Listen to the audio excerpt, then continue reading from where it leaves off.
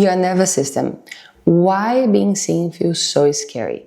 So before we go into any strategy, posting, understanding, we really need to go back into understanding our nervous system and how it impacts our way of showing ourselves or our performance on social media. So basically, our nervous system lives in our body, and all those sensations that we feel as we're going to do something. So we can try to ignore that and go with it, but that will make the social media practice or Instagram practice just not really reliable.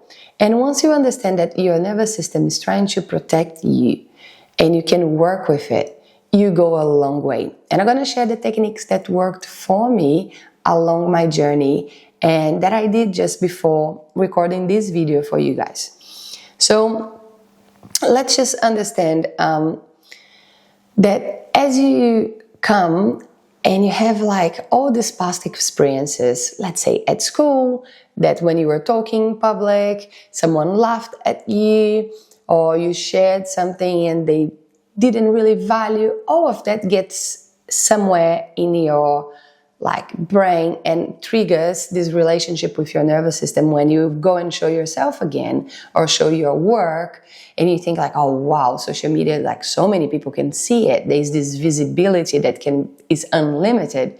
It really can trigger that freeze response, and you just then don't do it. And you don't feel comfortable, and you're not even yourself as you're talking to camera or as you're showing your work. You start performing and becomes cold and just doesn't really let people see your authentic version of yourself. So basically a few things that I got in here to help us to identify that. So you can feel tight in the chest. You can have those racing thoughts and imagining you're getting out, or you can go into procrastination. Oh no, just do this one first, or oh, I need to do better later. Or you just freeze and don't do it at all. Just put it aside and go do something else. So let's go into my story.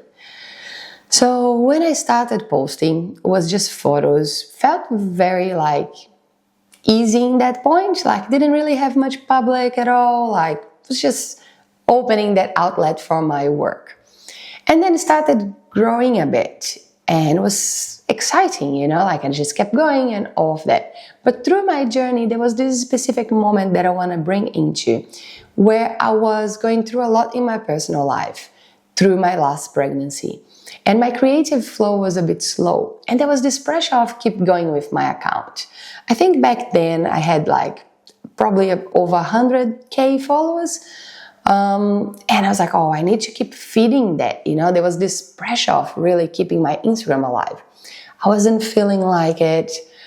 I really was feeling heavy in many ways, and I decided to put it away. But I noticed later that if I had the tools that I have now, I probably could help myself to go through these things better and to move along. And I could also have this good feedback that is this community relationship that you can then develop with Instagram and social media. But anyway, when we just ignore and go and push and do it, often becomes even a bigger block later. So we really want to understand these tools and use if they suit and give it a go, because they can really do a powerful change on the under layers of it all. So the first one is a very simple, very powerful. You may heard about it, you may never heard about it before. It's called EFT tapping, or emotional freedom technique. At first it looks a bit silly, a bit weird, but you can really feel the difference straight up and doesn't take long at all. So you can go deeper and research, but we're just going to go in a simple way, and I will show you the points so then you can practice that by yourself. So you're going to just tap. It's just a very simple thing. So one of the points is the side of the hands, which is called the karate chop. You do here. And then you have the top of your head, you have the side of your eyes, inside of the eyebrow, and then under the eyes, under the nose, under the mouth here on this little point that you got. And then we have the collarbone point, and we have the side here. So basically, those are the points. It doesn't matter the order, you can get it right and like wrong on the order. Don't panic about it, doesn't change. Everything works. And eventually you get into this memory flow with it. So the tapping just brings in this awareness to the body, and you express what you're going through. So often for me, for instance, I got the sentence exactly here, what I did before is, even though I feel uncomfortable, anxious, and scared about posting, I deeply and completely accept myself.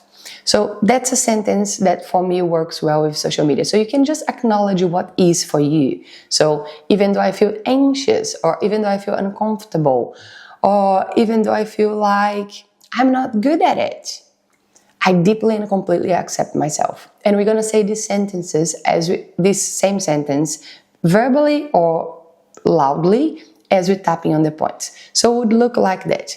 Even though I'm scared to record this video, I deeply and completely accept myself. Even though I'm scared to record this video, I deeply and completely accept myself. And I just keep moving through the points, saying the same thing. And just repeating, and all that you need to do is that. Once you finish, you take a big breath and notice the change. And this change really becomes a ripple that goes along. So EFT tapping is for me a very powerful tool. I have on the text on this lesson so you can read it if you want to do it after, which I strongly recommend. I know it can look silly, but it does work. And then the other technique that is very simple but also works is a little bit of breath work. Because when we are tense, nervous, feeling unsafe, we often have our breath just on the stop level. So taking a deep, long, or few deep, long breaths, which go all the way to our belly. And when we get the air out, we really empty it. It also helps us to get in a more calm state. And the other technique that for me works is somatic movement. It can be like shaking your hands, jumping, moving your body, doing a little stretch, just standing up and doing a bit of movement. It can be extremely powerful to get ourselves out of our heads and into the body. And that just really gets that relaxing energy through, which helps a lot. Either if it's like for recording a video, for taking a picture, to being in front of the camera and photographing yourself, or to talk to camera, and even just before posting, before opening the app. Don't wait for it to come and take you. Even though it does work as well, if you open your app, you're about to post and you're feeling off that and you put it down, you do the techniques, or the 3 of them or 1 of them that you feel comfortable, and then you go for it. That's a simple thing. It does make a huge difference. It doesn't take long at all, and you can also use all of that for other areas of your life in other moments. Simple, powerful, easy to remember, easy to bring into your life. Because again, strategy is one thing, but how you feel and how your body is perceiving the situation is what really change your practice and your experience. And we want it to be enjoyable. And yet, it will be a challenging situation. You're going to be challenging yourself a bit. You're going to be getting a bit out of your comfort zone, but without pushing, in a gentle approach, so then it's sustainable, so then you feel like doing it again and again. And I hope that makes sense and helps. And let's go to the next lesson.